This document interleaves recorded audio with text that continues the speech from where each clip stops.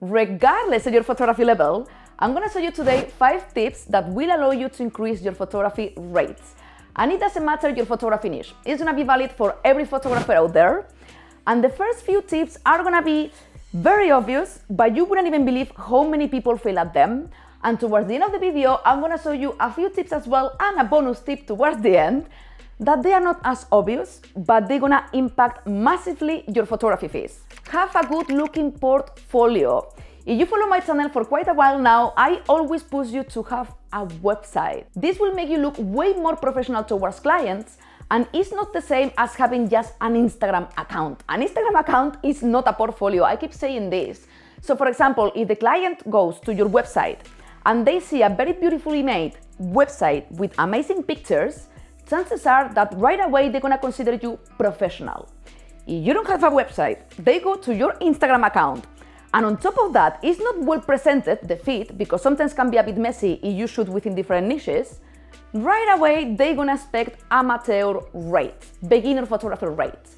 So maybe you are saying, I'm a beginner photographer. Yes, but you can still look professional and charge more for your pictures. So having a website is crucial. And obviously, the better quality you have in your pictures, the more you're gonna be able to get paid. So you're gonna have to practice. But don't worry if you are a beginner, because if you're a beginner, the only thing you have to do is increase your portfolio.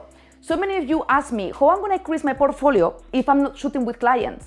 You don't need to put in your website client work. If you're a portrait photographer, for example, like me, shoot collaborations with models or friends or family, or I don't know, you can do so many things to work for free in exchange for portfolio.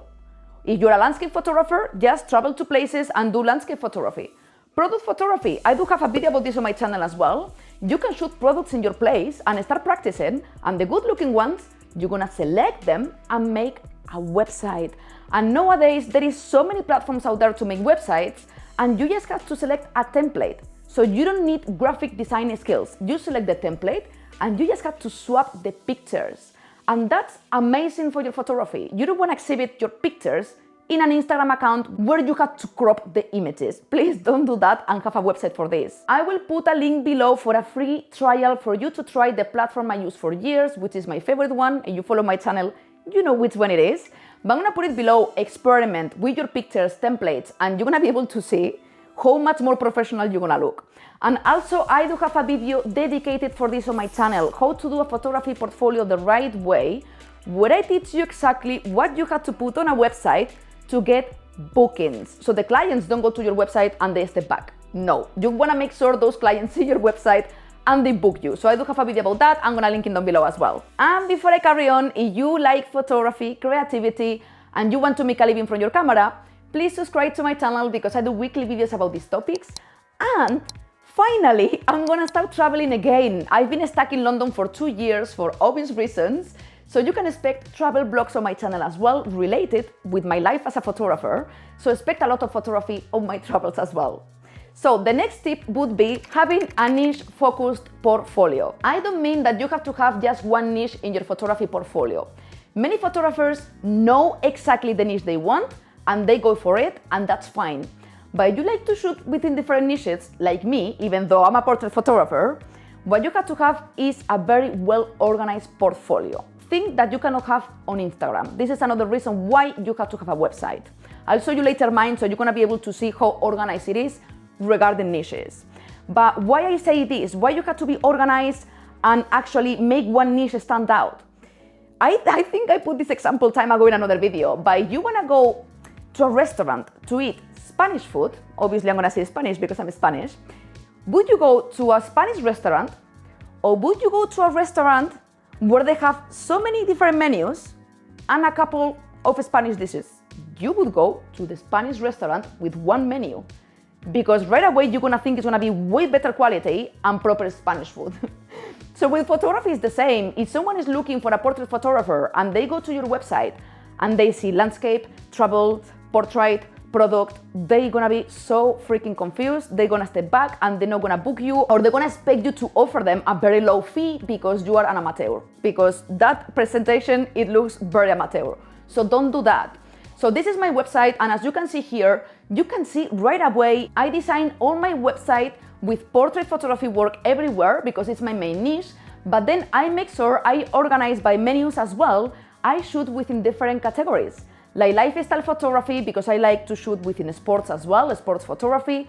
And then I have travel photography, which I'm gonna obviously increase now my photography there because I'm gonna come back to my travels. And then I also point that I do product photography, fashion, and many things more. But mainly what you see around here is portrait. So the client knows that I shoot portrait photography, but then they are very happy to see that I'm a versatile photographer and I can do other things as well. So you shoot within many niches. Maybe 90% of your website, or 80, has to be predominant in that niche, and then have a few menus with other kind of pictures. This is the best way to do it if you don't wanna have just one photography niche. And again, with Instagram, you cannot do that. I do have a video about how to do it on Instagram to be able to have the portfolio split in different categories, but it's not ideal. You can check it out if you want. I'm gonna link it down below as well. Have a photography blog.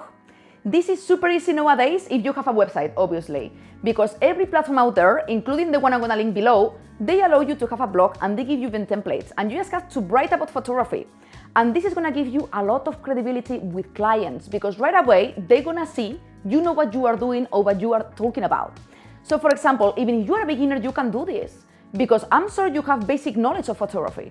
So write entries about photography, or your niche. For example, this is crucial. Portrait photography. Write an entry about what to wear for a headshot photo shoot, for example. And this is gonna be valuable information for the client, and they're gonna read it and they're gonna trust you more. If you're a landscape photographer, just maybe put entry about your travels and put landscape photography pictures and maybe talk about gear. If you're a product photographer, try to explain how you do the product photography. And when the client is gonna look at it, they're gonna trust you right away because they can see you write about the topic, about your photography niche. I try to share all I can on my blog. I cannot share weekly or anything because I'm super busy with other projects, but I actually love writing about photography, teaching photography, and I love the fact that all the content is written by me and all the pictures are photographed by me, and I love seeing the articles with all my photography content there. And clients love this because many times they tell me as a feedback that they love my website and they love my photography blog because they can see like how much passion I put into it, and all the text is written by me. And as you can tell, I'm not English, I'm Spanish, and I do many mistakes with my English, and I write there. There is so many tools out there to correct your grammar, and you can do this. I do it, and many times I speak very basic English and I still blog. It's my personal blog. Nobody's gonna judge you for it. So this is a very good thing to do as well. Be professional when communicating with your client. This is crucial because depending on how you write the email to the client, they're gonna take you as a professional photographer or as a beginner. So if you send like a very bad email and you ask a very high fee, they're gonna tell you, no, I don't think you are professional, you are not used to work with people, I'm not gonna accept that rate. But you are very polite, very friendly, professional, and specific about what you can do for them, they're gonna appreciate that a lot. Because many of my clients, they gave me as a feedback that I'm very good on my emails. They're gonna pay you. They need to know exactly what you're gonna do. You cannot say to a client, okay, I'm gonna do 10 pictures and I charge you this. No, be super specific. What you offer, for how long the photo shoot is gonna be, the outfits, if you're a portrait photographer, for example. Just be super professional, friendly as well. Don't forget that because we are human beings. Sometimes writing, we can look very robotic, so don't do this. So be polite, be professional, be friendly, and be specific with the work you can deliver. And right away, when you're gonna say the fee, they're gonna take you seriously. And again, having a website is gonna be crucial for this because you're gonna have a professional email. It's not the same sending an email from an email that finishes in hotmail.com or gmail.com than actually laurabc.com. Because right away they say, okay, they have a website, is a professional photographer. If it's gmail.com, right away they're not gonna trust you. And maybe you even have an amazing portfolio. But gmail.com, hotmail.com is for other kind of work, let's say, or commitments, or communicate with friends, or applying for jobs, things like that. But you're a professional photographer, or even if you are a beginner and you want to become one, you have to treat your photography business in that way. It doesn't matter you're a beginner, you can still look professional. Level up your client experience. There are tons of ways to do this. I do have an exclusive article on my private community talking about these topics, where I tell you all my secrets to stand out as a professional photographer in London. I will link my private community below if you want to take a look. I share exclusive videos, tutorial, podcasts about photography and creativity, with everyone that supports me over there. So thank you so much for everyone who is already a member, and if you are not, feel free to take a look and see if you like it, and maybe you can join me. It's a way to get closer to me. You can message me personally and with other members as well. So I think it's great. So one of the ways to level up your client experience is doing something that actually is after they book you. So maybe you ask for a higher rate and the client obviously needs to feel that it's worth it. So what you can do is what I do, which is taking care of the selection process. This can be for any kind of niche. I do it with portrait photography. So what I do is on my website as well, I couldn't do this without a website. First, in Lightroom, I do very small quality proofs of the pictures. So very low resolution pictures of the photo shoot. I put a watermark, I name them, and then I upload them to a private link on my website with a password, and then I send them the link for them to choose at home the pictures they want me to edit. This is such a professional way to do it. All the clients love it. It's like, oh my God, so cool this way you have to send the selections. And it's professional because it's your own website. It's not a third-party platform because they exist. But I love to give laurabc.com/ the name of my client, and it's a private link that can be opened just with a password you give them. And I think this is great, and it really levels up the experience of the client. And this is just one of the many tips I talk about in that article, but many people don't think about this. Client experience is everything. A client is not paying just for the quality of your photos. They are paying for your service. How you talk to them, how quick you are replying emails, how you deliver the pictures, everything together. Editing, by the way, super important. So it's not just the quality. You are a beginner, you can still be super freaking professional, even if the quality is not great. But just the treatment you're gonna give them and how professional you are, you're gonna be able to increase your rates. And a bonus tip, the more professional you are with your photography, the more professional you are about the way you expose those pictures to the audience, to potential clients, the way you treat your clients, how attentive you are with them, how specific, how communicative, how you overall deliver the pictures to the client. Everything counts to be able to raise your rates and actually grow your photography business. Word of mouth is such a powerful tool, and this is something that works really well for me. And you know how I do this? By client experience. And sometimes you cannot get this just because you are a good photographer. There is so many things involved for you to be able to increase your rates. So be professional.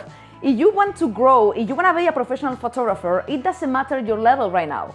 What you have to do is treat photography like your business.